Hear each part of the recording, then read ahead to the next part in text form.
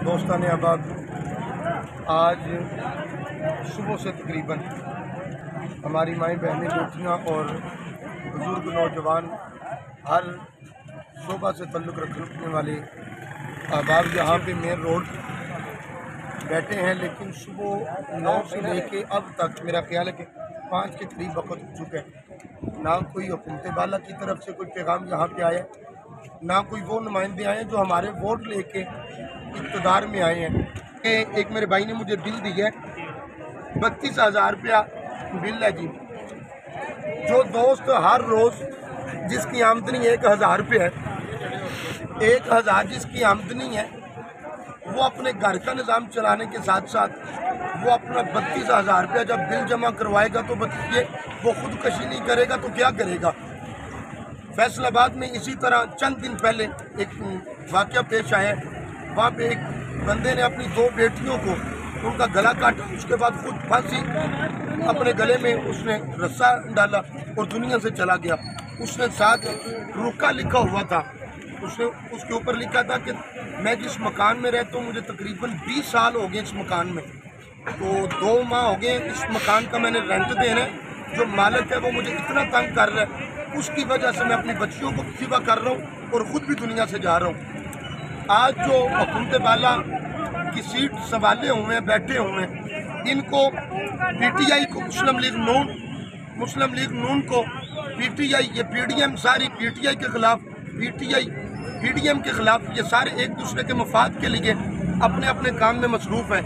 किसी को किसी एक बंदे की फिक्र नहीं है कि हमारे नीचे कौन कौन मर रहा है, इनको क्या मसाइल हैं, इनको क्या मसला है। हम जाके मुझे तो ये समझ नहीं आती, इनका टोटल अगर 32,000 बिल है, टोटल 8,200 रुपया इनका बिल है जी।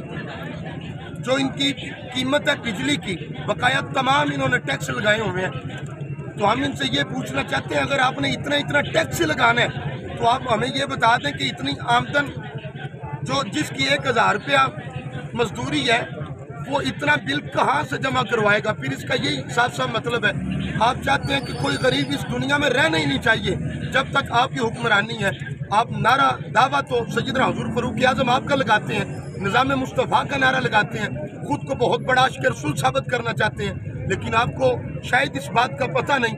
सैयदना हज़रत फारूक आज़म रज़ियल्लाहु ताला अन्हु आपने फरमाया, अगर मेरी हुकूमत में अगर कोई कुत्ता दरिया के पास भी मर गया तो कल क़यामत वाले दिन उमर को उसका भी जवाब देना पड़ेगा। तो आज तो देख के मेरी माएँ बहनें बेटियाँ भी आई हैं एहतजाज में, आज बुजुर्ग जिनके सफ़ेद बाल हैं वो भी आए हैं, नौजवान छोटे छोटे बच्चे आए हैं। खुदारा सुबह से ये बैठे हैं ये सख्त धूप में और इस माहौल में बैठना, जबकि आप AC में बैठ के भी परेशान हैं।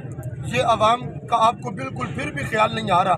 गुजारिश करूँगा भाई, अगर आप कुछ कर सकते हैं तो हमें हुक्म फरमाएं, अगर नहीं कुछ कर सकते तो हम इंशाअल्लाह उल अज़ीज़ कोशिश करेंगे कि अगर आप नहीं कहेंगे, जब तक हमारे साथ कोई नुमाइंदा आके बात नहीं करेगा, तो दोस्तों का यही कहना है कि हम उतनी देर तक यहाँ से नहीं उठने वाले। तो इंशाअल्लाह हम सब आपको एक मरतबा फिर अपील ही कर सकते हैं, अपील करते हैं कि ये जो बिजली के ऊपर टैक्स लगे हैं ना जी, बस इन टैक्सों को माफ़ किया जाए।